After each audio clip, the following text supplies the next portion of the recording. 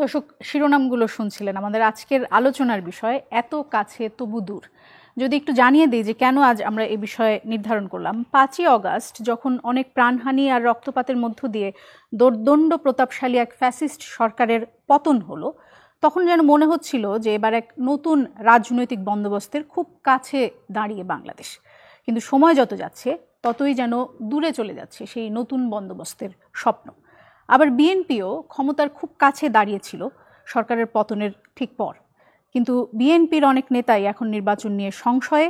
মনে হচ্ছে তাদের কাছ থেকেও ক্ষমতা যেন কাছে থেকেও অনেক দূর। আর তাই আমাদের আজকের আলোচনার বিষয় এত কাছে তবু দূর। আর এই বিষয় নিয়ে আলোচনার জন্য আমাদের যেসব অতিথিরা আজ স্টুডিওতে উপস্থিত আছেন তাদের সঙ্গে আপনাদের পরিচয় করিয়ে দিচ্ছি। আমাদের সাথে আছেন ব্যারিস্টার রুমিন ফারহানা, সাবেক সংসদ সদস্য, আইনজীবী, সুপ্রিম কোর্ট। আছেন জনাব মাসুদ কামাল, সিনিয়র সাংবাদিক, এবং জনাব আলাউদ্দিন মোহাম্মদ, যুগ্ম সদস্য সচিব, জাতীয় নাগরিক পার্টি। আপনাদের তিনজনকেই স্বাগত জানাচ্ছি। অসংখ্য ধন্যবাদ আমাদের অনুষ্ঠানে আসার জন্য। জনাব মাসুদ কামাল, আমি আপনাকে দিয়ে শুরু করতে চাই। আপনি যে বিষয়টি নিয়ে প্রথম জানতে চাই সেটি হচ্ছে যে অন্তর্বর্তী সরকারকে নিয়ে আপনার সাম্প্রতিক যে বক্তব্যগুলো, যে টক শোয়ে আপনি কথা বলেন বা আপনার নিজস্ব যে ইউটিউব চ্যানেলে আপনি কথা বলেন, সেগুলো যদি আমরা দেখি মনে হয় যে সরকারকে নিয়ে আপনি যেন একটু বেশি ক্রিটিক্যাল। সম্প্রতি একজন উপদেষ্টার বাবার যে ঠিকাদারির লাইসেন্স নিয়ে যে ঘটনাটি ঘটলো এবং তারপরে তিনি সেটা নিয়ে দুঃখ প্রকাশ করলেন, সেই বিষয়টি নিয়েও আপনি প্রচণ্ড রকমের ভোকাল ছিলেন এবং আপনি বলেছেন যে এটি সে দুর্নীতি করেছে এবং এই অভিযোগ সে যদি ক্ষমা চেয়েও থাকে তারপরেও সেটি আপনার কাছে যথেষ্ট মনে হয়নি। আমি যদি একটু আপনার কাছে জানতে চাই যে এইরকম অভিযোগ যদি দলীয় কোনো সরকারের সময় উঠত তাহলে আপনার কি মনে হয় যে কি হতো? তিনি তো ক্ষমা চেয়েছেন, এই বিষয়টি যদি দলীয় কোনো সরকারের বেলায় হতো? শুনেন, দুর্নীতির কোনো কম্পারেটিভ স্টাডি হয় না। যে আমি মনে করেন এই কাপের মধ্যে একটু গোমূত্র দিয়েছি, 1 ফোঁটা দিয়েছি নাকি 10 ফোঁটা দিয়েছি, এতে কিছু যায় আসে না, এটা নাপাক হয়ে গেছে ভাই। কাজে এটা কোনো কম্পারেটিভ স্টাডি হয় না। আপনি দুর্নীতি করেছেন কি করেন নেই, এটাই হলো ইস্যু এখানে। এবং যখন একটা দায়িত্বপূর্ণ পদে থেকে কেউ দুর্নীতি করে সেটাই হলো ইস্যু, সেটাই ইস্যু, আর কোনো ইস্যু নাই। এখন আমি করিনি, আমার বাবা করেছে, বাবার হয়ে আমি ক্ষমা চাই, এটা পৃথিবীর কোথাও গ্রহণযোগ্য নয়, আল্লাহর কাছে গ্রহণযোগ্য না। আল্লাহর কাছে যদি আমি বলি যে আমার বাবার যে অপরাধ করেছে সেই অপরাধটা আমি মাপ চাচ্ছি, আমার উসিলা হয়ে ওনাকে মাফ করে দাও, দিবেন না আল্লাহ? জি, কিন্তু কনফ্লিক্ট অফ ইন্টারেস্টের যে কথাটা, না সেই জিনিসটা আমি বলছি যদি আপনাকে। মেয়র যখন আমাদের এই শহরের মেয়রই তো তার মেয়েকে চিফ ইট অফিসার হিসেবে নিয়োগ দিয়েছিলেন, তখনও তো একটা কনফ্লিক্ট অফ ইন্টারেস্টের ব্যাপার এসেছিল। ধরা যাক ওইটার চেয়ে খারাপ আর কিছু হয় নাই, ধরা যাক ওইটার, আমি ধরে নিচ্ছি হাইপোথেটিক্যালি যে ওর চেয়ে খারাপ আর কিছু হয় নাই, এখন ওই খারাপটা কি এই খারাপটাকে জাস্টিফাই করবে?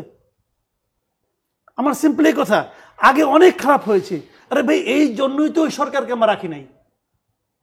এখন ওর চেয়ে আমি অর্ধেক খারাপ করব, অতএব আপনারা আমাকে ধন্যবাদ দেন, এটা লজিক না। এবং এই জন্যই তো আপনি, আর একটা কথা বলি, আপনি উপদেষ্টা হয়েছেন, অর্থটা কি? যে আপনি সারা জীবন এত পুণ্য করেছেন, সেই পুণ্যের ফলাফল হিসেবে আপনি উপদেষ্টা হয়েছেন? নো, আপনি দায়িত্ব নিয়েছেন, আপনি বলেছেন যে এই কাজটা আমি ভালো পারবো, আপনাকে কিন্তু পুরস্কার দেওয়া হয় নাই, আপনি দায়িত্ব নিয়েছেন যে এই কাজটা আমি ভালো পারবো। এটা কি ভালো পারার নমুনা? আপনি জানেন না, দেখেন আমি কতগুলো এক্সাম্পল দিয়ে বলি। আপনি জানেন না আপনার বাবাকে এই ধরনের একটা লাইসেন্স যিনি করছেন এটা আপনি জানেন না, হতে পারে। আপনি তারপর বলছেন কোনো একজন ঠিকাদার তার কাজ পাওয়ার সুবিধার্থে তার বাবাকে দিয়ে লাইসেন্সটা করিয়েছে এবং 16 মার্চ হয়েছে। আচ্ছা, এখানে দুটো পয়েন্ট। 1 নম্বর পয়েন্ট হলো ওই ঠিকাদার ধরে নিলাম সে ইবলিস, খারাপ লোক, তো তার বাবাকে লাইসেন্স পাওয়ালে তার কাজ পাওয়ার সুবিধা হয়, কেন হয়? এই যে সংস্কৃতিটা, এই সংস্কৃতিটা কেন গড়ে উঠলো? তার বাবাকে ঢাল হিসেবে ব্যবহার করা যায়, এই চিন্তাটা তাদের মধ্যে কেন আসলো? কারণ এর আগে রাজনৈতিক সরকারগুলোর আমলে তাদের বাবা, ছেলে, শ্বশুরবাড়ির লোক সবাই নেতা ছিলেন। সেই এনসিপির মিটিং এ প্রধান অতিথি ছিল তার বাবা। তার বাবা এনসিপি করেন না, উনি একটা স্কুলের হেডমাস্টার। যে কোনো স্কুলের হেডমাস্টার কিন্তু একটা ফুল টাইম জব। একজন হেডমাস্টার এনসিপির মিটিং এ প্রধান অতিথি হয় কিভাবে? আচ্ছা হলো, উনি তো এনসিপি করেন না। উনি কয়েকদিন আগে বলছিলেন যে উনি যে রাজনীতিতে এখন আসবেন না, যদি আসেন তাহলে এনসিপিতে আসবেন, তার কোনো গ্যারান্টিও কিন্তু নাই, উনি বিএনপিতে যেতে পারেন। অনেক রকম ইকুয়েশন এখানে আসছে। তাহলে ওনার বাবা এনসিপিতে আসলো কেন? আচ্ছা, উনি কেন আসতে যায় না? তাকে এনসিপি আনলো কেন? কথাগুলি খেয়াল করেন। কারণ হলো, ওনার বাবা যদি সজীব ভুঁইয়া না হইয়া, ওনার পুত্র যদি সজীব ভুঁইয়া না হইয়া, এলজিডি মিনিস্ট্রির দায়িত্বপ্রাপ্ত উপদেষ্টা না হইয়া উনি যদি পাবলিক হতেন এবং এনসিপিতে না থাকতেন, তাহলে কি আনতো না। ওই এলাকায় উনি একমাত্র হেডমাস্টার না, যেটা খুব ফেমাস। তাহলে উনি কিন্তু ব্যবহৃত হয়ে আসছেন, উনি ব্যবহৃত হওয়াতে অভ্যস্ত হয়ে গেছেন। কিসের বিনিময়ে? কিছু একটা বিনিময় মূল্য এখানে আছে। আচ্ছা, এটাও বাদ দেন, উনি তো মন্ত্রণালয়ের লোক। তো কোনো একজন ঠিকাদার যে নাকি ওনার মাধ্যমে ওনাকে সামনে দেখে কাজটা করিয়েছে, ওই ঠিকাদারের ব্যাপারে উনি কি ব্যবস্থা নিয়েছেন কোনো ব্যবস্থা? ওই ঠিকাদারের তো একটা লাইসেন্স আছে, ওই লাইসেন্সের ব্যাপারে কোনো সিদ্ধান্ত নিয়েছেন? নেননি তো। তো এই যে বিষয়গুলো রে ভাই, এগুলো এমনি এমনি আসে না। আমার কথা হলো কি, দেখেন, আমরা একদল দুষ্ট, করাপ্ট, দুর্গন্ধযুক্ত লোককে সরিয়ে দিয়েছি রাষ্ট্র ক্ষমতা থেকে।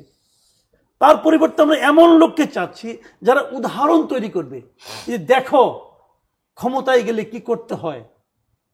ওনারা উদাহরণ তৈরি করতেছেন, সেই উদাহরণ দেখে মানুষ এখন কম্পেয়ার করতেছে যে 9 মাস বেশি নাকি 16 বছর বেশি। এই যে কম্পারিজনটা, এটা আমাদেরকে হতাশ করে। মেবি কম্পারিজন ভুল হতে পারে, কিন্তু আমি কিন্তু মাপছি না, কিন্তু মানুষের মুখে তো উচ্চারিত হচ্ছে। আর আমার মানে আমি বেশি ক্রিটিক্যাল কম আর বেশি পার্থক্যটা কি রে ভাই? আপনি বেশি আর কম মাপবেন কি দিয়ে মাপবেন? আমি তো আওয়ামী লীগের গভর্নমেন্ট দিনে একই আলোচনা করতাম, আপনার কাছে অনেক অনুষ্ঠান আমি করছি, তখনও করছি। আমার কথা হলো, আমি সরকারি দলে যে থাকবে তার বেশি আমি সমালোচনা করবো। কি কারণে করবো? তারা আমার শত্রু না, আমি করবো এই কারণে যে তাদের কাছে আমার প্রত্যাশা। ধরেন আজকে চালের দাম বাড়লো, আমার তো বিএনপিকে সমালোচনা করার কিছু নাই, আমার তো এনসিপিকে সমালোচনা করার কিছু নাই, আমার জামাতে ইসলামকে সমালোচনা করার কিছু নাই। আমি সমালোচনা করবো গভর্নমেন্টের যিনি দায়িত্বে আছেন তাদেরকে, কারণ এই দায়িত্বটা আমরা তাদেরকে দিয়েছি। আপনি যদি না পারেন, আসসালামু আলাইকুম, চলে যান। আপনি যাবেনও না, পারবেনও না, করবেনও না, আর বললে পরে মন খারাপ করবেন। ভাই, এত অভিমানী লোক তোমার দরকার নাই। মাসুদ কামাল, কিন্তু ক্ষমা চাওয়ার সংস্কৃতিও কি বাংলাদেশে খুব বেশি চালু ছিল? ভাই রে, ক্ষমা চাওয়ার সংস্কৃতি আমি করবোটা কি? আবার ঘরের মধ্যে আগুন ধরে আপনি করেন সরি, কোথাও তো শুরু হতো। আমি তো সরি চাই না, আমি আগুন যাতে না ধরে ওইটা চাই। আপনি আগুন ধরে সরি করেন, আমার আগুন নিববে, আমার জ্বালা কমবে না তো। আমার কথা হলো কি, আপনি প্রিভেন্টিভ মেজার কি দিচ্ছেন সেটা বলেন, আপনি কাজটা কি করতে পারছেন। ওনার সরি কোনটা ছিল জানেন? একটা মিনিস্টারের সরি কোনটা? যখন সে রিজাইন করে, সে বলবে যে আমার ভুলের কারণে, আমার বাবার ভুলের কারণে সরকারের একটা বদনাম হয়েছে। আপনি আসিফ মাহমুদ সজীব ভুঁইয়াকে আপনি সিঙ্গেল আউট করেন না, কিন্তু আপনি টোটাল গভর্নমেন্টকে বলেন আমার বাবার কারণে টোটাল গভর্নমেন্টের একটা সমালোচনা হয়েছে, আমার এখানে থাকার আর কোনো নৈতিক অধিকার নাই। উনি চলে গেলে এই দেশ কি অন্ধ হয়ে যাবে? উনি চলে গেলে কি এলজিআইডি মিনিস্ট্রি অন্ধ হয়ে যাবে? দেশ চলবে। তো উনি যখন সরে যাবেন, ওইটা হবে এক্সাম্পল, ক্ষমা চাওয়াটা এক্সাম্পল না। জি, আপনার বক্তব্য পরিষ্কার। আমরা যদি রুমিন ফারহানা আপনার কাছে যেতে চাই, অন্য প্রসঙ্গে জানতে চাই, সেটি হচ্ছে যে এখন যেহেতু সংস্কার নিয়ে আলোচনা হচ্ছে, ঐকমত্য কমিশনের সাথে বিএনপির বৈঠক হচ্ছে, অনেকেই বলছেন যে পুরাতন যে রাজনৈতিক ব্যবস্থা সেটির কোনো মৌলিক পরিবর্তন আসলে বিএনপি চাচ্ছে না। বিএনপি আসলে যেই জিনিসগুলোতে একমত হচ্ছে সেই জিনিসগুলো এমন কোনো গুরুত্বপূর্ণ বিষয় না, যেগুলো গুরুত্বপূর্ণ বিষয় সেগুলোতে বিএনপি আসলে একমত হচ্ছে না। যেমন যদি একটু উদাহরণ দিই, যেমন দলনেতা, সংসদ নেতা, প্রধানমন্ত্রী যদি 3 জন আলাদা ব্যক্তি হন, সেক্ষেত্রে আসলে বিএনপির সমস্যা কি? বিএনপি এত বড় একটি দল, তারা কি শঙ্কিত যে 3 জন নেতা তারা পেতে স্ট্রাগল করবেন বা তারা পাবেন না? বা আপনি কি ব্যক্তিগতভাবে বিশ্বাস করেন যে একজন ব্যক্তির দুবারের বেশি প্রধানমন্ত্রী হওয়া এই দেশের মঙ্গলের জন্য খুব বেশি জরুরি, যে এই বিষয়গুলোতে বিএনপি আসলে সম্মতি দিতে পারছে না? আপনাকে অসংখ্য ধন্যবাদ। কোন সংস্কারগুলো গুরুত্বপূর্ণ আর কোন সংস্কারগুলো গুরুত্বপূর্ণ নয়, এই আলোচনা ইটসেলফ ইজ ভেরি সাবজেক্টিভ। আমার কাছে কিছু কিছু সংস্কার খুব গুরুত্বপূর্ণ, যেটা হয়তো তোলা আপনার কাছে একেবারেই গুরুত্বহীন। আবার মাসুদ ভাইয়ের কাছে কিছু সংস্কার হয়তো একেবারেই গুরুত্বহীন, যেটা আমার ভাইয়ের কাছে হয়তো খুবই গুরুত্বপূর্ণ। সো কোনটি গুরুত্বপূর্ণ কোনটি গুরুত্বপূর্ণ না, it is very subjective, number 1। Number 2, যদি আমি তর্কের খাতিরে ধরেও নেই যে আপনারা সংবিধান সংস্কারকে গুরুত্বপূর্ণ বলছেন, আপনি আমাকে বলুন তো, সংবিধান সংস্কার কি অধ্যাদেশের মাধ্যমে করা সম্ভব? সম্ভব নয়। এটা সংবিধানেই পরিষ্কারভাবে বলা আছে 2/3 মেজরিটির ভোটে সংবিধানের কোনো আর্টিকেল আপনি সংশোধন করতে পারেন। সংযোজন, বিয়োজন, সংশোধন, পরিবর্ধন, পরিমার্জন সকল কিছুর জন্যই 2/3 মেজরিটি পার্লামেন্টে থাকতে হবে। Without parliament you cannot amend a constitution. Very loud and very clear. 3 number, কেউ যদি তর্কের খাতিরে প্রশ্ন তোলে সংবিধানই কি বাংলাদেশে এখন গণঅভ্যুত্থানের পরে বলবৎ আছে, আমি খুবই বিনয়ের সঙ্গে তাকে বলবো শতভাগ বলবৎ আছে। কেন বলবৎ আছে?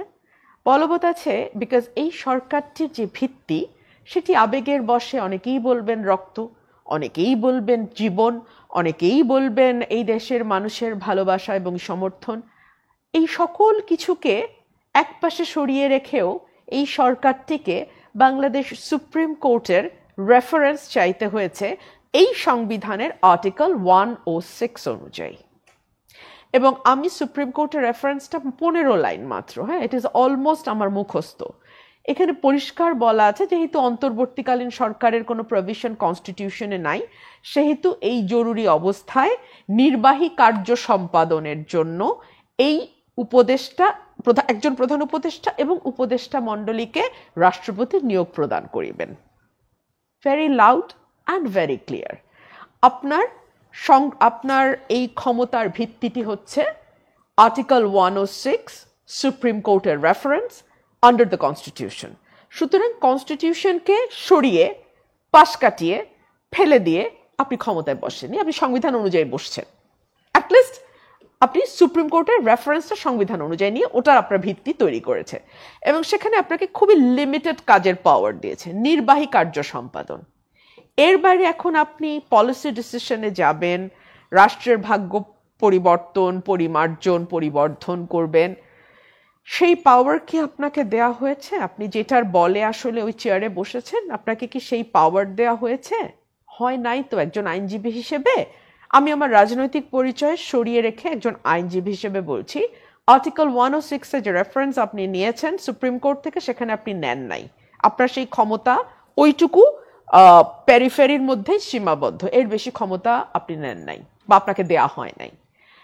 4 হচ্ছে ওয়েস্টমিনিস্টার ডেমোক্রেসিতে আপনি কোথায় দেখেছেন যে এরকম নিয়ম আছে এক ব্যক্তি 2 বারের বেশি প্রধানমন্ত্রী হতে পারবে না?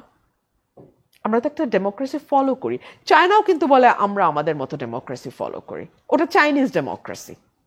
কিন্তু আমরা চাইনিজ ডেমোক্রেসি ফলো করি না, আমরা আমেরিকান ডেমোক্রেসিও ফলো করি না, যেখানে 2 বারের বেশি প্রেসিডেন্ট হতে পারবে না। আমাদেরটা প্রধানমন্ত্রী শাসিত ওয়েস্টমিনিস্টার ডেমোক্রেসি। আমাদের ক্ষেত্রে খুব সম্ভবত এই কারণেই এই প্রশ্নটি উঠেছে, যে সেটি হচ্ছে যে গত 16 বছরে আমরা যেটি দেখেছি যে প্রধানমন্ত্রীর অসীম ক্ষমতা থাকার কারণে আসলে তাদেরকে এবং বারবারই এই জিনিসের ভেতর দিয়ে আমাদের যেতে হয় যে একটি নির্বাচন ব্যবস্থা যেটি তত্ত্বাবধায়ক সরকার আনা হলো, যে সেটির আন্ডারে নির্বাচন হবে, তারপর সেটিকে সরিয়ে প্রতিবারই নির্বাচনের আগে এই ধরনের একটি ঘোলাটে পরিস্থিতি হয় বলেই খুব সম্ভবত এই কথাটি উঠছে যে এখন এক ব্যক্তিকে 2 বারের বেশি। আমি আপনার সকল কথার সাথে একমত। তাহলে আপনি কি করবেন একটা রাজনৈতিক দল হিসেবে?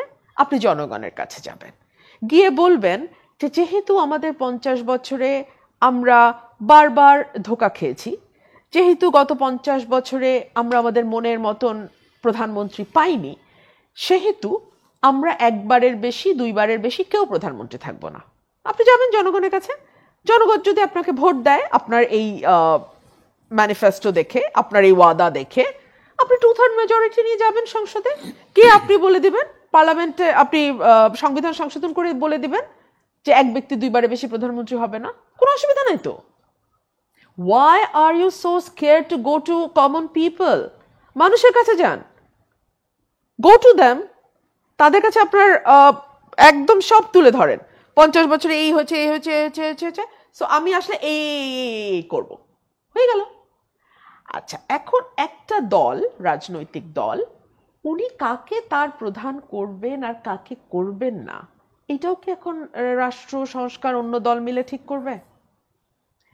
এই ইচ্ছা পোষণটাও কি কর্তৃত্ববাদী ইচ্ছা পোষণ নয়? আমার বাড়িতে হেড চেয়ারে কে বসবে এটা কি আপনি ঠিক করতে পারেন দোলা?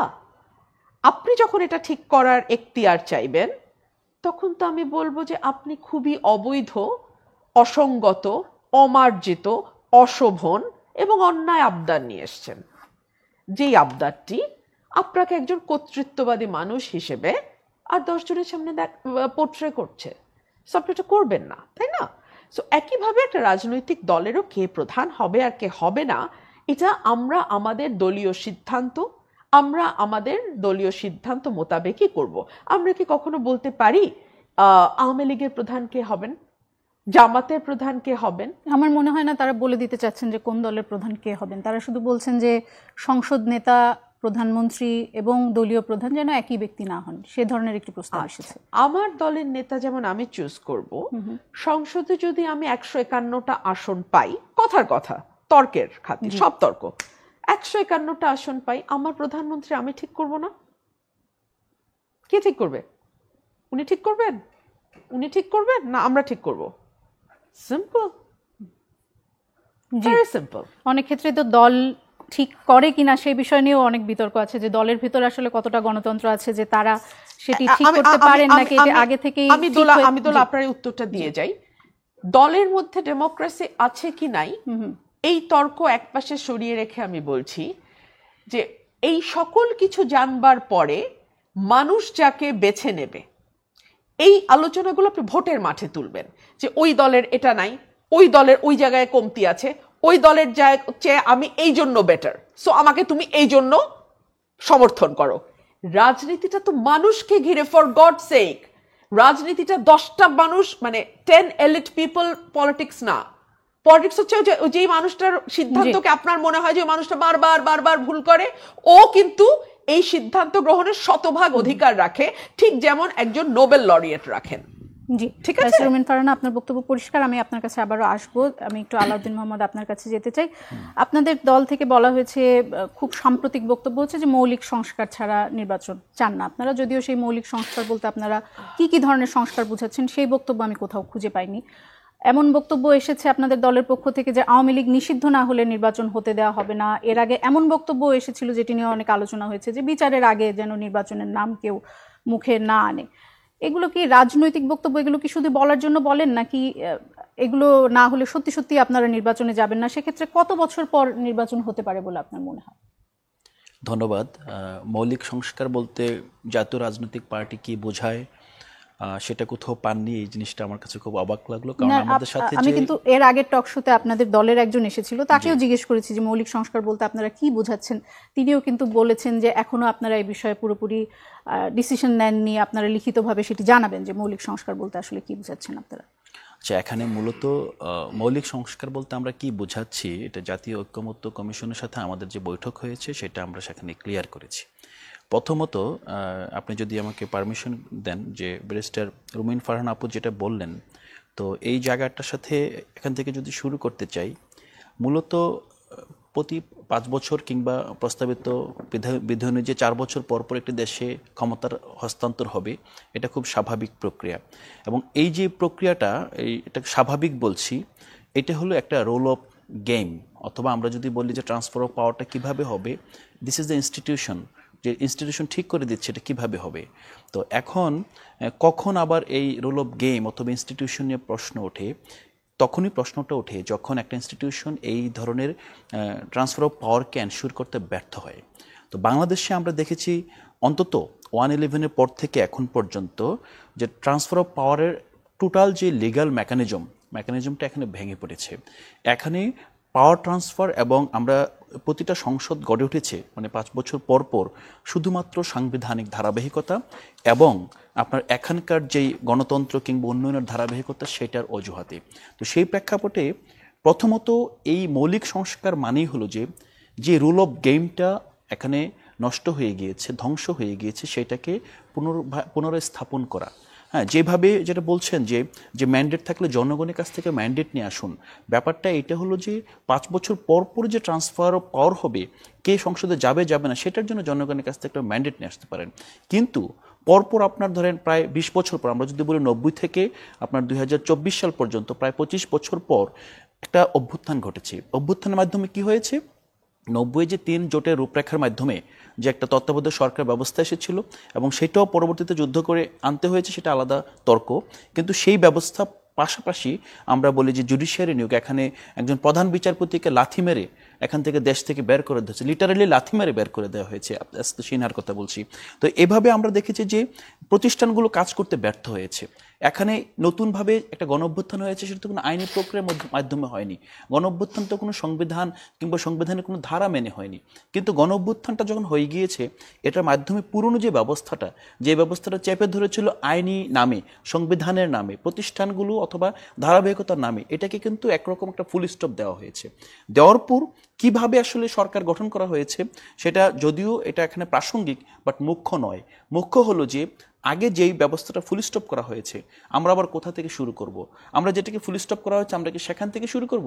যদি সেখান থেকে শুরু করি তাহলে আমাদেরকে আগের ব্যবস্থাটাকে রিপিট করে যেতে হবে, যেটা আমার এখানে বড় রাজনৈতিক দল কিংবা দলের যেই অ্যালায়েন্স তারা হয়তো বা চাচ্ছে কিছু ক্ষেত্রে হয়তো বা তাদের সেখানে সুবিধা দিতে পারে। কিন্তু এখন নতুন সংবিধানের অথবা সংবিধানের যে মৌলিক সংস্কার, সংবিধানের যে আমরা যেটা বলছি আর্টিকেলগুলো সংস্কারে স্বাভাবিকভাবে আমরা বলতে পারছি যে অধ্যাদেশ তো কোনো সমাধান না, বাট 2/3 মেজরিটি কোনোভাবেই সমাধান না। 2/3 মেজরিটিতে সংসদের ভিতরে সংবিধান পরিবর্তন হবে মাইনর চেঞ্জ, কিন্তু আপনি যখন মৌলিক পরিবর্তনের কথা বলবেন, মৌলিক পরিবর্তন বলতে কি অ্যাকচুয়ালি আমরা দেখেছেন যে 2/3 মেজরিটির মাধ্যমে কিন্তু এখানে তত্ত্বাবধায়ক সরকারকে বাতিল করা হয়েছে। এখন আবার দেখেন যে এই আদালতের মাধ্যমে এটাকে আপনি ফিরিয়ে আনবেন। তো আদালতের মাধ্যমে যেটা ফিরিয়ে আনবেন, কে বলবে যে ভবিষ্যতে কোনো একটা সংসদে আবার 2/3 মেজরিটির মাধ্যমে সেটাকে আপনি বাতিল করতে পারেন? তাহলে আমরা সংসদের হাতে এই যে সার্বভৌম ক্ষমতাটা দিচ্ছি, সংসদ তো সার্বভৌম না, সার্বভৌম হলো মানুষ, নাগরিক। কারণ আপনি নাগরিকদের প্রতিফলন শুধুমাত্র সংসদকে বলছেন। আরেকটা বিষয় হলো যখন মৌলিক সংস্কার, আরেকটা বিষয় যে যেটা বললেন যে ওয়েস্টমিনিস্টার ডেমোক্রেসিতে প্রধানমন্ত্রী এখানে মন্ত্রিসভার প্রধান, এখানে আমরা কিন্তু এই সংবিধান সংস্কার কমিশন কিংবা এই সংস্কার আমার কাছে এখনো পরিষ্কার নয় যে এই মৌলিক সংস্কারটা আসলে আপনারা কিভাবে করবেন, অন্তর্বর্তী সরকার কিভাবে করবে, আসলে তাদের হাতে এই এখতিয়ার আছে কিনা। আমরা একটা বিরতির পরে আপনার কাছে ফিরে আসবো, একটা বিরতিতে যেতে হচ্ছে দর্শক, আমরা একটা বিরতিতে যাচ্ছি, ফিরে আসছি কিছুক্ষণ পর, সাথে থাকুন।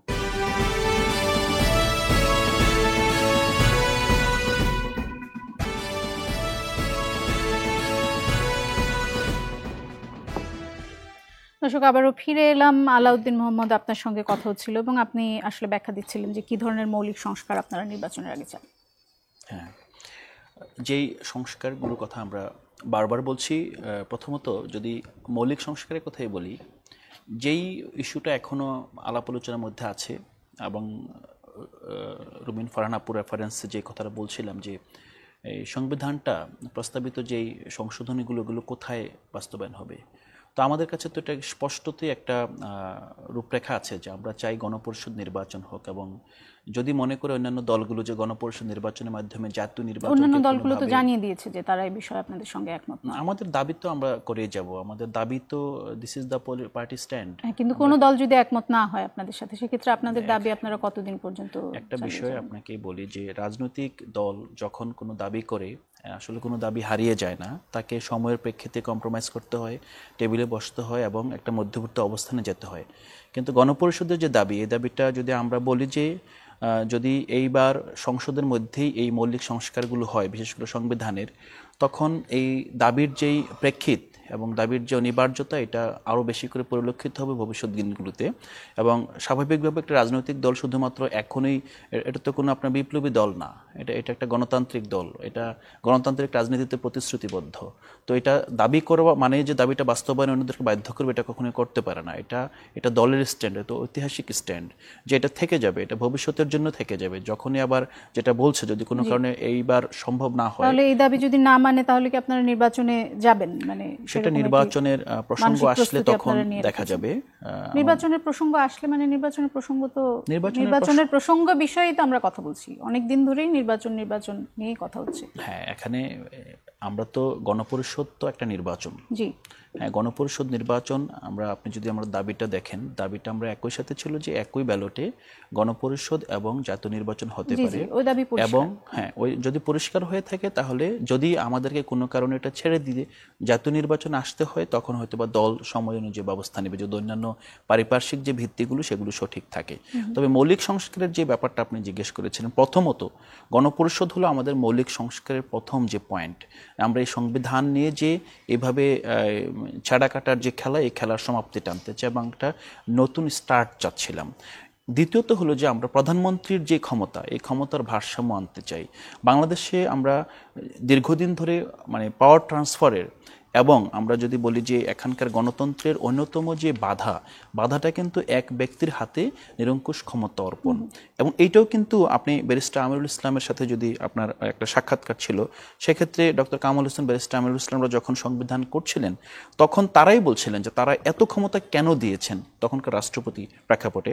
তো তখন তিনি বলেছিলেন তাদের সামনে আসলে শেখ মুজিবুর রহমানের মতো একজন ব্যক্তি ছিল, যে ব্যক্তিকে সামনে রেখে তারা পুরো এই প্রধানমন্ত্রী অথবা রাষ্ট্রপ্রধানের বিষয়টাকে সাজিয়েছে। এখন যদি বাস্তবতার নিরিখে আমরা কথা বলি, যদি বিএনপি আপনাদের এই দাবিগুলোর সাথে একমত না হয় এবং অনেক ক্ষেত্রেই তারা একমত নন, সেক্ষেত্রে আপনাদের কি মনে হয় যে আপনাদের কি সেই সক্ষমতা আছে যে আপনারা সেই দাবি মানতে সরকারকে বাধ্য করবেন, বা দাবি না মানলে আপনারা নির্বাচনে যাবেন না, বা আপনারা নির্বাচনে না গেলে নির্বাচন হবে না, এরকম কোনো পরিস্থিতি কি? না, আমরা আবারও বলছি যে এখানে দাবি না মানলে নির্বাচনে যাব না, এটা খুবই আপনার আপেক্ষিক এবং শর্ট টার্ম একটা সিচুয়েশন। যেমন আওয়ামী লীগ নিষিদ্ধের কথা বলেছেন যে আওয়ামী লীগ নিষিদ্ধ না হলে পয়েন্টে নির্বাচন আমি হতে আসছিলাম। দেবেন না। নো, এইটা দেখে না, এটা আমাদের কিছু একটা পার্টি স্ট্যান্ড আছে, কিছু সদস্যদের অথবা নেতৃবৃন্দের বক্তব্য আছে। আমাদের পার্টি স্ট্যান্ড ক্লিয়ার যে আমরা এখানে মৌলিক সংস্কার এবং জুলাই হত্যাকাণ্ডের একটা ভিজিবল একটা বিচার, একটা আপনার সাবস্টেন্সিয়াল বিচারের অগ্রগতি আমরা দেখতে চাই নির্বাচনের আগে। এবং আশা করছি এটা নির্বাচন যেই টাইমলাইনে হোক না কেন গভর্নমেন্ট আন্তরিক এবং সবগুলো দলই এই পয়েন্টটা আন্তরিক এবং এটা সম্ভব। কিন্তু মৌলিক সংস্কারের যেই জায়গাটা আমাদের সাথে অন্য দলগুলোর দ্বিমত, এটা হলো যে মূলত প্রধানমন্ত্রীর ক্ষমতার ভারসাম্য নিয়ে আসা এবং জাতীয় সাংবিধানিক কাউন্সিল গঠনের যে প্রস্তাব সেটার সাথে আমরা পুরোপুরি একমত। সেই জায়গাটা পাশাপাশি দ্বিকক্ষ বিশিষ্ট সংসদে উচ্চকক্ষের যেই জুরিসডিকশন কী হবে, উচ্চকক্ষে আসলে রাজনৈতিক দলগুলো কীভাবে তাদের প্রতিনিধি পাঠাবে, এই জায়গার পাশাপাশি আমরা মূলত একটা সার্বিকভাবে জবাবদিহি এবং একটা রাষ্ট্রীয় ক্ষমতার মধ্যে জনগণের যেই নিয়ন্ত্রণ, এই জায়গাটা আমরা দেখতে চাই। এটাই মূলত মৌলিক সংস্কার এবং এটা খুব দুর্বুদ্ধ কিছু না। কিন্তু এই জায়গায় যদি অন্য দলগুলো যদি একমত না হয় তখন আমরা এখন যেভাবে আমরা মোবিলাইজ করছি, আমরা মানুষের কাছে যাচ্ছি, আমরা আওয়ামী লীগের বিচারের প্রশ্নে এবং আপনি যে বলছেন আপনারা মানুষের কাছে যাচ্ছেন, কিন্তু আপনি যদি সাম্প্রতিক সময়ে বিভিন্ন দৈনিকগুলোতে যত সাক্ষাৎকার এসেছে, বদরুদ্দিন উমরের সাক্ষাৎকার এসেছে এবং আরো অনেকের সাক্ষাৎকারে আমি দেখেছি যে বারবার একটি অভিযোগ আপনাদের বিরুদ্ধে উঠে এসেছে, সেটি হচ্ছে যে আপনারা আসলে মানুষের খুব কাছাকাছি গত 8 মাসে যেতে পারেননি। অভিযোগ এসেছে যে আপনারা দামি গাড়ি এবং 5 স্টার হোটেলে, যেরকমটি আগের যেসব শক্তিশালী রাজনৈতিক দলের যেই সংস্কৃতি ছিল সেই সংস্কৃতির ভেতরেই আপনারাও ঢুকে গেছেন। আপনাদের দলের একজন অলরেডি বলেছেন যে তাকে জামাত সমর্থিত একজন ব্যবসায়ী গাড়ি উপহার দিয়েছেন, আপনাদেরকে বিভিন্ন লোকজন গাড়ি উপহার দেয়, আপনারা দামি অফিসে থাকেন, আপনারা 5 স্টার হোটেলে ইফতার করেন। তারপরে আসলে জনগণের আপনারা খুব কাছে যাচ্ছেন, ওই গাড়ি বহরের ভেতরে থেকে জনগণের কাছে কিভাবে থাকবেন? কারণ জনগণের তো সরে গিয়ে আপনাদের গাড়ি বহরের জন্য জায়গা করে দিতে হবে। হ্যাঁ, এটা খুব ভ্যালিড একটা কনসার্ন আপনি তুলে ধরেছেন। এবং আমরা যেই দুর্বৃত্তায়িত রাজনীতির ধারাবাহিকতার বাইরে আমরাও নই এবং আমাদের মধ্যে কেউ কেউ এই কাজগুলো করেছে এবং আমাদের কিছু প্রোগ্রাম, যেমন একটা প্রোগ্রাম ইফতার পার্টি যেটা একটা 5 স্টার হোটেলে হয়েছে, তো এই প্রোগ্রামটি সত্যিকার অর্থেই যদি এটা দল ওই সময়ের প্রেক্ষিতে যদি না করতো হয়তো বা ভালোই হতো। এবং আমরা মনে করি যে এই সমালোচনাটাকে আমরা ইতিবাচকভাবে গ্রহণ করেছি এবং বদরুদ্দিন ওমর যিনি অভ্যুত্থানকে গত 100 বছরের মধ্যে বাংলাদেশে সৃষ্ট সবচেয়ে বড় বিদ্রোহ হিসেবে অথবা সবচেয়ে বড় অভ্যুত্থান হিসেবে তিনি চিত্রিত করেছেন জুলাই মাসেই। তো ওনার মতামতের প্রতি শ্রদ্ধা রাখতে চাই। পাশাপাশি আরও যারা আমাদেরকে পরামর্শ দিচ্ছেন, একটা বিষয় আমরা এখনও ক্লিয়ার করছি যে জনগণের কাছে যেই আঙ্গিকে আমাদের যাওয়া প্রয়োজন ছিল সেটা আমরা যেতে পারিনি এখন পর্যন্ত, এটা সত্য। কিন্তু এইটাই তো শেষ না, আসলে এখনো সময় আছে জনগণের কাছে। আমরা দল গঠন করেছি বিশেষ করে, না আমরা তো রাজনৈতিক দল হিসাবে যে এখানকার ধন্যবাদ। আমি আপনার কাছে আবার আসবো। আমার মনে হয় আপনার বক্তব্য আমরা পরিষ্কারভাবে বুঝতে পেরেছি। আপনি বলেছেন যে আপনি অভিযোগগুলো মেনে নিয়েছেন এবং আপনি বলেছেন যে এখনই আসলে তবে সময় শেষ। একটা বিষয় বলি যে জুলাই অভ্যুত্থানের পর আপনি যখন 8 মাসের যে লাইন ধারাবাহিক যে চর্চাটা আমরা বলছি, প্রথমত অভ্যুত্থানের পর যে ফেনীতে বন্যা হলো, আমরা প্রথমেই দেখেছি যে এই অভ্যুত্থানের নেতৃত্বে যে ছাত্র জনতা ছিল তারা কিন্তু ঝাঁপিয়ে পড়েছিল। এখন তারপরে বন্যার পরে এসে দেখে ঢাকায় আসলে মূলত তার রাজনীতি তার হাতছাড়া হয়ে গিয়েছে। আপনি যদি ছোট্ট করে একটু উত্তর দেন যে মাসুদ কামাল যে প্রশ্নটি করেছিলেন যে আসিফ মাহমুদ সজীব ভুঁইয়ার বাবাকে আপনারা আসলে কেন দাওয়াত দিয়েছেন, যদি সেটির উত্তর একটু আমাকে ছোট করে। এটা আমার পক্ষে উত্তর দেওয়া সম্ভব না, কারণ আমাদের এনসিপি এখন পর্যন্ত যে আমাদের যে কেন্দ্রীয় কমিটি, সেটি কি সুবিধা পাওয়ার জন্য করেছেন যে উনি একজন উপদেষ্টার বাবা, ওনাকে দাওয়াত দিলে আমরা কিছু? আমাদের যে কেন্দ্রীয় কমিটি, এই কমিটির বাইরে এখন পর্যন্ত কোনো কমিটি হয়নি। এবং সত্যিকার অর্থে যেই প্রশ্নটা একটু আগে আমাকে রেখেছিলেন যে জনগণের কাছে আমরা যেতে পারিনি, আমরা খুব এখন পর্যন্ত খুব দুঃখজনকভাবে বলছি আমরা এখন পর্যন্ত তেমন কোনো কমিটি ঢাকার বাইরে দিতে পারিনি। এখন ওনার গ্রামে কিংবা পার্শ্ববর্তী গ্রামে কোনো প্রোগ্রামে যদি একজন উপদেষ্টা বাবা হিসেবে সম্মান করে তাকে নিয়ে যান, তাহলে সেই গ্রামের যে সংস্কৃতি, সেখানকার যেই একজন প্রধান শিক্ষক এবং পাশাপাশি উপদেষ্টা বাবাকে নিয়ে যাওয়ার যে একটা রেসপেক্ট দেওয়াটা আমি খুব অন্যায় মনে করছি না। এবং যদি ইভেন আসিফ মাহমুদের বাবা বাংলাদেশের একজন নাগরিক হিসেবে যদি এনসিপিতে জয়েনও করতে চান, সেটা তো আমাদের কোনো বাধা দেখছি না। ইভেন এই প্রসঙ্গে বলছি, আসিফ মাহমুদের বাবা যে একটা লাইসেন্স করেছেন, এখন কোনোভাবেই বাংলাদেশের বিদ্যমান আইন কিংবা বিদ্যমান কোনো আপনার স্ট্রাকচারে এটা কোনো অবৈধ না, এটা অনৈতিকও না। কিন্তু যেটা হয়েছে কনফ্লিক্ট অফ ইন্টারেস্ট, এবং বাংলাদেশে যে জিনিসটা উনিও বলেছেন যে এমন একটা জায়গা বাংলাদেশে গিয়েছিল যে গ্রামের, বিশেষ করে আমরা যেটা বলছি যে আপনি এটাকে অবৈধ না বলে আসলে সেটিকে ছোট, আমি জাস্টিফাই করছি না, আপনি কিন্তু জাস্টিফাই করছেন। আপনি লঘু পাপে গুরুদণ্ড দেওয়ার যে আপনার কালচার, সেটা তো হয়নি। উনি শুধু সরি বলেছেন। গুরুদণ্ড কি হয়েছে? গুরুদণ্ডটা হলো যে রিজাইন দিতে হবে এইটার জন্য। আমার মনে হয় রিজাইন দেননি। না রিজাইন তো দিয়ে দিলে তো ঘটনা আমাদের দেশে নেই। ইভেন উন্নত কোনো দেশ হলে আপনার কি মনে হয় উনি দায়িত্বে থাকতে পারতেন? আমি সেই বিষয়টা বলছি যে এখানে এক্সটেন্ট অফ ইন্টিগ্রিটি এটাকে বিবেচনা করতে হবে বাংলাদেশের প্রেক্ষিতে। উনি এখন পর্যন্ত যে নজিরটা দেখিয়েছেন, আমার মনে হয় এটার উপর ভিত্তি করে আরো অনেক দূর এগোনো যায়। এবার একটু যাই, আমি ব্যারিস্টার রুমিন ফারহানা আপনার কাছে যেতে চাই। আমরা দেখছি যে প্রধান উপদেষ্টা বারবার করে বলছেন যে উনি ডিসেম্বর থেকে জুনের ভেতর নির্বাচন দিবেন এবং এই বিষয়ে উনি মোটামুটি কনসিস্টেন্ট। কিন্তু তারপরেও আপনাদের দল থেকে এক ধরনের শঙ্কা লক্ষ্য করা যাচ্ছে যে নির্বাচন এই সময়ের মধ্যে হবে না। এটি কি এই কারণে যে আপনাদের কাছে ইনসাইডার কোনো ইনফরমেশন আছে, নাকি আপনারা প্রধান উপদেষ্টার উপর ভরসা রাখতে পারছেন না? কি কারণে এই শঙ্কা, যদি একটু সংক্ষেপে বলেন। দোলা, আমি একজন আইনজীবী এবং আইনের অঙ্গনে circumstantial evidence is very important. যখন কোনো প্রত্যক্ষ প্রমাণ একেবারে হাতে নাতে ধরে ফেলা, ফটোগ্রাফ, ভিডিও, প্রত্যক্ষদর্শী সাক্ষী না থাকে, তখন একটা ঘটনাকে আমরা কিভাবে প্রমাণ করি? আমরা সার্কামস্ট্যান্সিয়াল এভিডেন্স দিয়ে প্রমাণ করি। আমরা এটাকে বলি স্টিং অফ পার্লস। একটার সাথে একটা মুক্তা গেঁথে গেঁথে আমরা একটা মালার মতো বানাই। আপনি একটু মনে করে দেখেন তো। আচ্ছা, প্রথমে আমরা ডিসেম্বর টু জুন নিয়ে আলোচনা করি। ডিসেম্বর টু জুনের মধ্যে কয়টা মাস? 6টা। 6টার মধ্যে কোন মাসটাকে আমরা ধরবো? তোরা, আমি নির্বাচনের প্রস্তুতি নিচ্ছি। আমি আমার এলাকায় প্রতি মাসে 10 থেকে 15 দিন থাকি। আমি যদি জানি ডিসেম্বরে নির্বাচন হবে, আমি হয়তো 30 দিন থাকবো।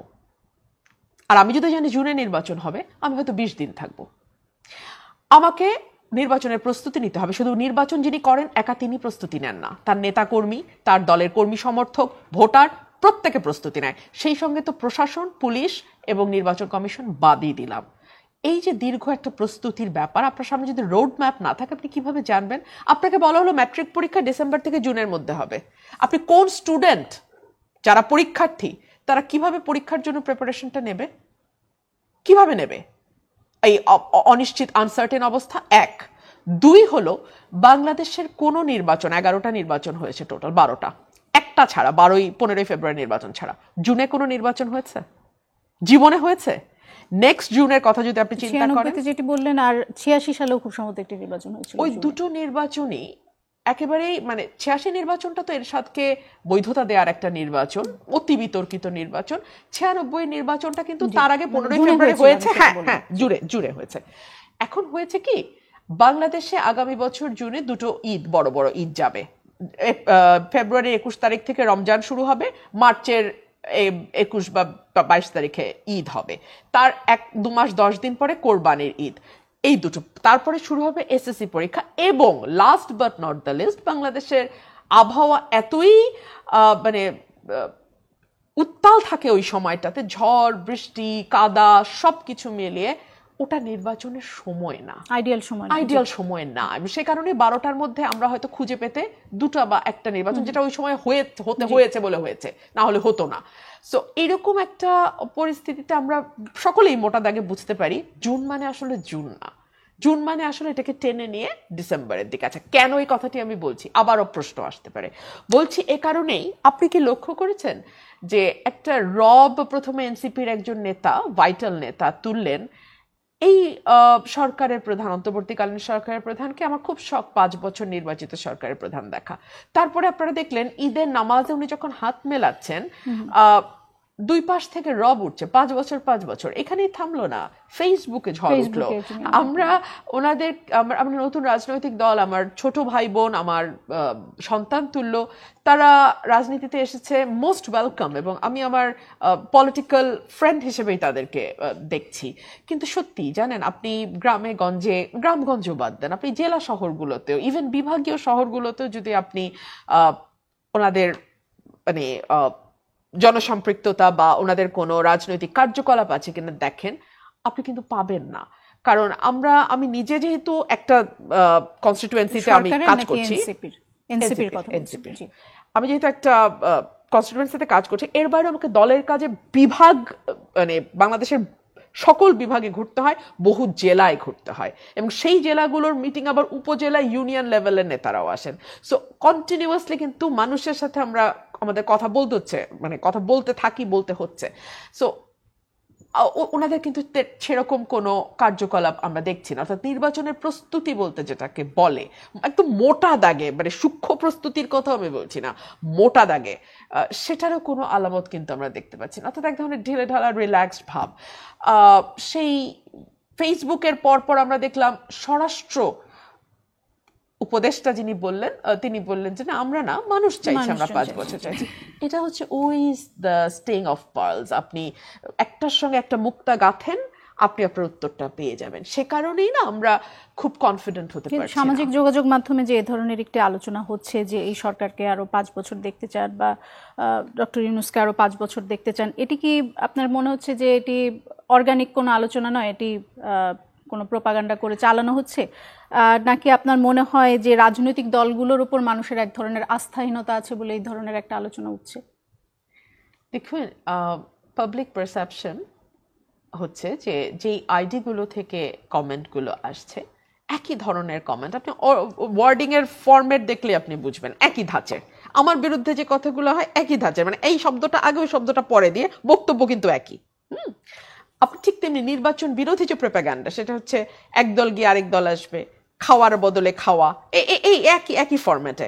কোনো অর্গ্যানিক মানুষ, সে তার মেধা কম হতে পারে, কিন্তু এরকম ডুপ্লিকেট লাইন সকল টকশোর নিচে, সকল আলোচনার নিচে, সকল কথার নিচে একই ফরম্যাটে একই কথা সকলে বলতে থাকবেন, এটা হয় না, এটা হতে পারে না। হ্যাঁ, সো এই কারণেই খুব স্ট্রং, আপনার মনে হচ্ছে পরিকল্পিত, আমার মনে হচ্ছে না, public perception is very strong যে এটা একটা। আর এর বাইরে যদি পরিসংখ্যানের কথা ধরেন, কিছুদিন আগে একটি পরিসংখ্যান হচ্ছে যেখানে 58% মানুষ, মোর দ্যান মেজরিটি, তারা বলছে যে as soon as possible নির্বাচন হওয়া উচিত। লাস্ট একটা উদাহরণ দিয়ে, আমাদের মহাসচিব একটা কথা বলেছেন, রাজনৈতিক, সামাজিক এবং অর্থনৈতিক অস্থিরতা যদি আপনি কমাতে চান, আপনার নির্বাচন দ্রুত দেয়া ছাড়া কোনো উপায় নেই। আমি শুধু অর্থনীতির একটা কথা বলি, শেখ হাসিনার অনির্বাচিত সরকারও কিন্তু IMF থেকে দুই কিস্তি এবং দ্বিতীয় কিস্তি ডাবল পরিমাণ নিয়ে আসতে পেরেছিল। আমরা কিন্তু এই চমৎকার ক্যাবিনেট দিয়েও তৃতীয় চতুর্থ কিস্তি আনতে পারছি না। এবং গোলাম মুর্তজার কাছে যেই ইন্টারভিউ দিয়েছেন বাংলাদেশ ব্যাংকের গভর্নর, সেটা মোরাললেস পলিটিক্যাল লাইনে উনি কথা বলছেন যে না, আসলেও কোনো অসুবিধা নাই। অসুবিধা যে কি আছে উনিও জানেন, আমরাও জানি, কিন্তু তাতে এক ধরনের আমরা আভাস পেয়েছি যে এটা আসলে হতে যাচ্ছে না।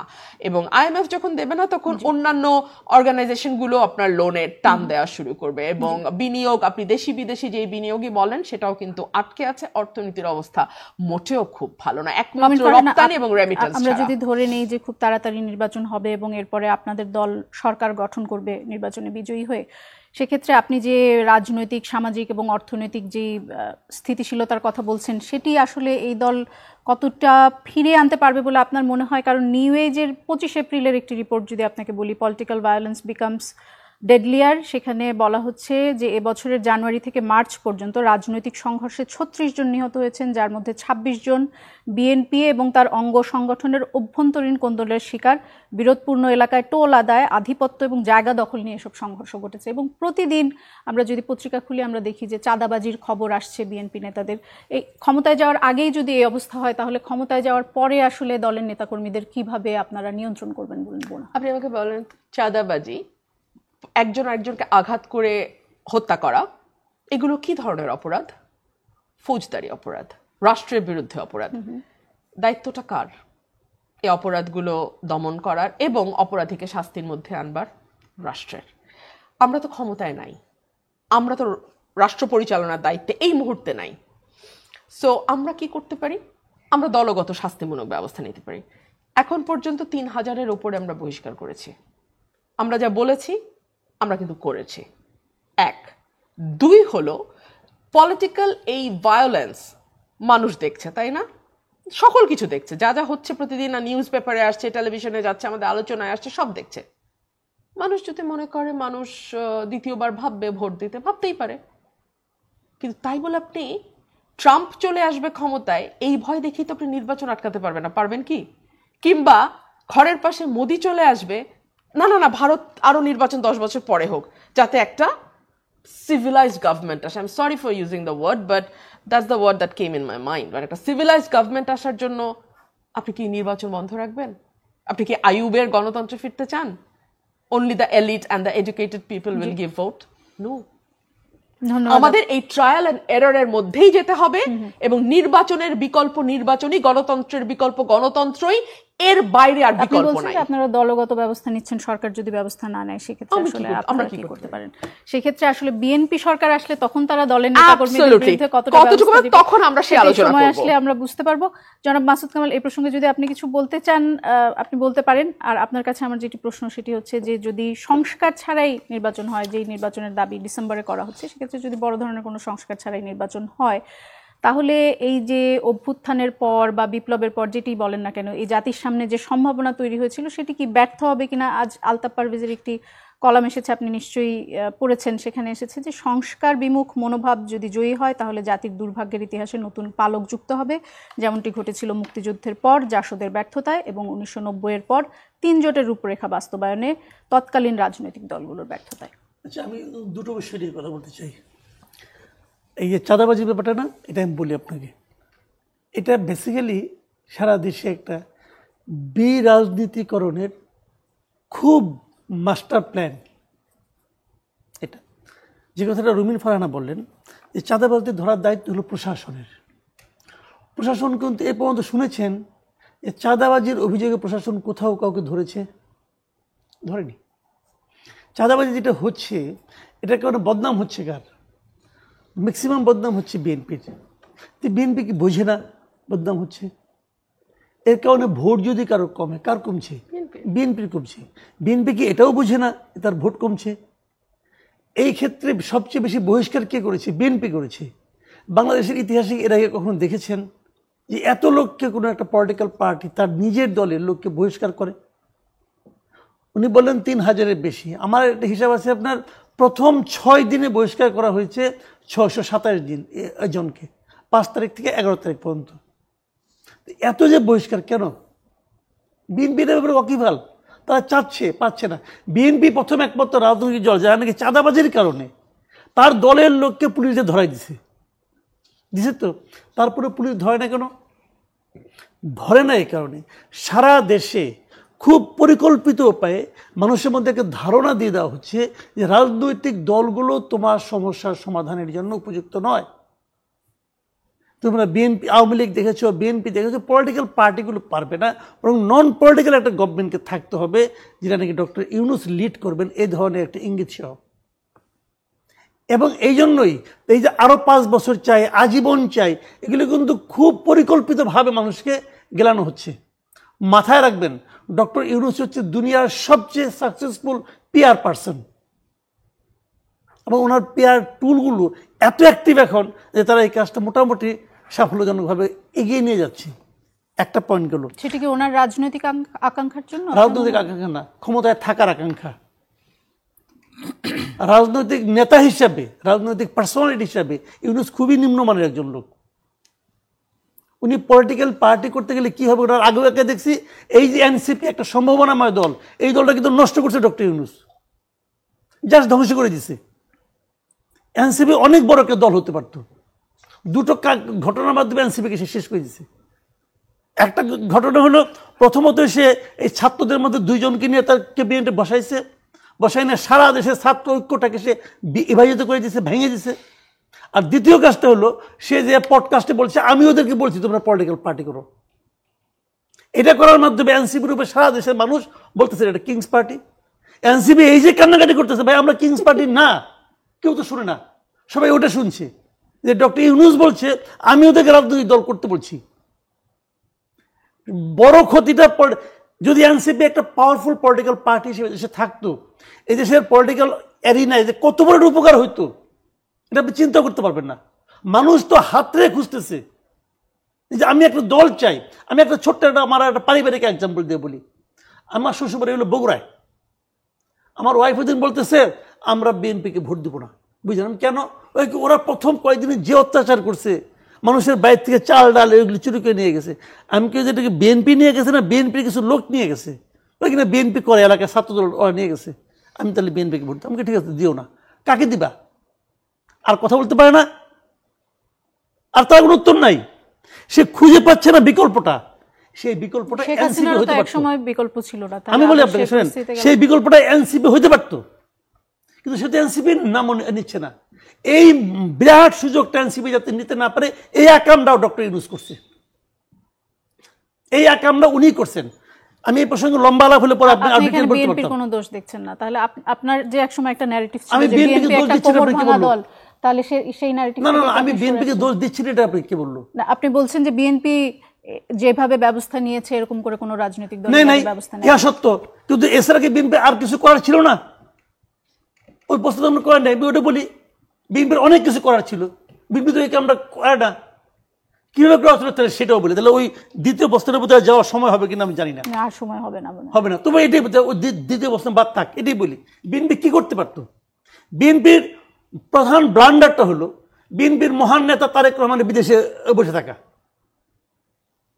যে দলের নেতা নাই সামনে, সেই দল অগ্রসর হতে পারবে না। এটা রিয়েলিটি, এটা একদম। এই দেশের বিএনপির নেতা কর্মীরা উন্মুখ হয়ে বসে আছে, কবে তার নেতা আসবে। 9 মাস হয়ে গেছে উনি দেশে আসেন না। কেন আসেন না? একটা ব্যাখ্যা আমাকে দেন। বসে আছে ব্যারিস্টার, বলুক একটা ব্যাখ্যা, কেন সেটা আসবেন না? উনি যদি এই দেশটাকে, এই দেশের মানুষ, এই দেশে ওনার ব্যাপক জনপ্রিয়তা আছে, তারপরে যদি এই দেশটাকে নিরাপদ মনে না করবেন, আর কবে মনে করবেন? উনি ইলেকশনের সময় আসবেন না, তখন তো আরো প্রতিদ্বন্দ্বী থাকবে, তখন কে বাঁচবেন? একটা কারণ। সেকেন্ড কারণ হলো, ওখানে থাইকেও উনি করতে পারতেন। উনি যদি বলতেন প্রত্যেকটা এলাকায় যারা চাঁদাবাজি শিকার হয়েছ, তোমাদের আছে যে পরিমাণ তথ্য প্রমাণ আছে, আজকাল কিন্তু তথ্য প্রমাণ খুব ইজি। আপনি আমার কি করলেন, 2 দিন পরে কিন্তু আমার রেকর্ডে এসে যাচ্ছে, আমি এটা অন করে রাখলে হয় খালি। তো সেই জিনিসগুলো আমাকে তোমরা পাঠাও মেইলে, এবং সেই মেইলগুলো নিয়ে শেষ পরে আমি এটা সবাইকে বলি তোমার মেইলে পাঠাও। সকল চাঁদাবাজের মধ্যে একটা আতঙ্ক তৈরি হবে 20 সেকেন্ড যে আমার তো পাঠাবে, কিন্তু এটা হচ্ছে না কোনো আতঙ্ক। তারা জানে আজকে এই বিএনপির মধ্যে 10-12 গ্রুপ আছে, তারা জানে এই ভাই আমাকে বাঁচাবে, অমুক ভাই আমাকে রক্ষা করবে, তারা সব জানে। এই জাইনে নিয়ে তারা আকাম সমানে করতেছে, ওনারা কিছু শেয়ার দিচ্ছে। বিএনপি কেন্দ্রীয় নেতারা শেয়ার পায় না, পায় তো রে ভাই। এই দেশটা তো পড়ে গেছে কিছু ধান্দাবাজ লোকের হাতে। শেষ করতে হবে, শেষ করে দিলাম। আমাকে একটু একদম সময় নেই, আমি 5 সেকেন্ড সময় দেব। জনাব তারেক রহমান আসছে না। দেখুন, জনাব তারেক রহমান কিন্তু বাংলাদেশের লার্জেস্ট পলিটিক্যাল পার্টিকে লিড করছেন, এবং খুবই সম্ভাবনা যে আগামী নির্বাচনে বিএনপি জয়লাভ করবে এবং তিনি প্রধানমন্ত্রী হবেন। তার কাছে যে ইনফরমেশন গুলো থাকবে, সেই ইনফরমেশন নট নেসেসারিলি আমাদের সকলের কাছে থাকবে। আসতে দেওয়া হচ্ছে না বলছেন আপনি? আমি জানি না, it could be that, it could be his security threat, it could be anything. তবে কোনো না কোনো কারণ ছাড়া উনি মানে এমনি খুশিতে বসে বিএনপি আছেন নেতাকর্মীরা লন্ডনে জানেন না যে তারেক রহমান না, কেন আর জানলেও সেটা আমি মিডিয়াতে বলবো, এটাই বা কেন আপনি ভাবছেন? এটা তো আমি নাও বলতে পারি, মানে Media-র মানে বা- এটা public-কে এটা বলেন না। আমাদের শেষ করতে হবে, publicly বলার আমাদের মতো অনুষ্ঠান শেষ বিষয় করতে হবে। হতেই হবে, কিসের not publicity-টা? necessarily। আপনাদের দুজনকে অসংখ্য ধন্যবাদ, তিনজনকে অসংখ্য ধন্যবাদ। দর্শক, আমাদের অনুষ্ঠান এখানে শেষ করতে হচ্ছে। আগামীকাল আবারও কথা হবে নতুন কোনো বিষয় নিয়ে।